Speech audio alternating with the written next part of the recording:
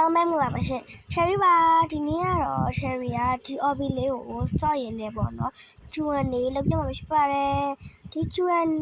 Oh my god ဘယ်လိုရလဲမသိဘူးပေါ့နော်ဒီကျူအန်နေလေးရကြတော့ Cherry ရဲ့အကြောင်းလေးကိုပြမှာဖြစ်ပါတယ်ပထမဆုံးကတော့ကျူအန်နေရဲ့ပထမဆုံး question အကြတော့ပေါ့နော်Cherry ရဲ့နာမည်ကဘယ်လိုခေါ်လဲပေါ့နော် Cherry နာမည်ကတော့ Granny လာမယ် Cherry ပဲလားပေါ့နော်ဟုတ်ပါဘူး Cherry ရဲ့နာမည်အစစ်ကတော့ Granny တော့ဖြစ်ပါတယ်တချို့တွေက Cherry ကို Granny လို့ခေါ်ကြပါတယ် Cherry ရဲ့အိမ်နာမည်ကတော့တတဲပေါ့နော် Okay ဘာဖြစ်လို့ Cherry က Cherry နာမည်မဟုတ်ဘဲနဲ့လို့ Cherry လို့ပြောကြတာပေါ့နော်ဘာဖြစ်ပါဘူးCherry ရပါတော့အဲ့နာမည်လေးကြည့်လိုက်ပါရယ် Okay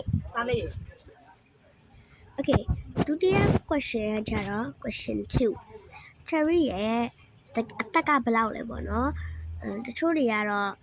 line ပေါ်မှာပေါ့နော်ဗီဒီယိုတွေမှာ YouTube တွေမှာတော့တင်ထားရပေါ့နော်Cherry အသက် Cherry ရဲ့ profile ကိုပြရပြီပေါ့နော်14နှစ်15နှစ်73နှစ်12နှစ်အဲ့လိုပြရတယ်ပေါ့နော်တကယ်တော့ Cherry အသက်ကအဲ့တခုမှမဟုတ်ပါဘူးပေါ့နော် Cherry အသက်က9နှစ်ခွဲပါရှင်ဘာဖြစ်လို့တချို့တွေက Cherry ကိုမယုံလို့ပြောမယ်တီဝါလဲ Cherry ရများလိန်နေတာလားမဟုတ်ပါဘူးတချို့တွေကကိုရမ်းတမ်းပြီးပြောနေရပါလိန်ညာတဲ့သူတွေပေါ့နော်တကယ်တော့ Cherry အသက်က12နှစ်တို့13နှစ်တို့ဘယ်လိုပြောမလဲဘာမဟုတ်ပေါ့နော်ဒီတော့ Cherry အသက်က9နှစ်ခွဲပဲရှိပါတယ်နောက်နေ့6လပိုင်း16ရက်နေ့မှာဖြစ်မှာပေါ့နော်တခု Cherry ရဲ့ဟိုဖြစ်တာပေါ့နော် Cherry က6လပိုင်း16ရက်နေ့2016မှာလို့ရတခုအလို့ဖြစ်တာပေါ့နော်မိုက် Okay နောက်တစ်ခုကြတော့မေးကြတာတော်တော်များတယ်ပေါ့နော်ဘာလဲဆိုတော့ Okay နောက်ထပ် question တစ်ခုကကြတော့ဟာလဲ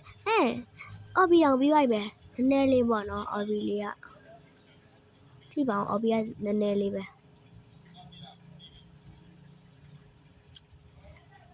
Okay နောက်ထပ် OB နောက်ထပ် OB အောင်ဖြစ်တယ်ပေါ့နော်နောက်ထပ် question ကတော့ဘယ်လိုပြောမလဲ Cherry ရဲ့ဘယ်လိုပြောမလဲဘယ်လိုဖြေရမလဲအောင်ဒီအတန်းဘယ်လောက်လဲပေါ့နော်အတန်းကကြတော့၄တန်းပေါ့နော် Okay အဲ့လောက်ပါပဲဗီဒီယိုလေးရပြပါပြီကိုကတော့ bye ဝီးပြပြီ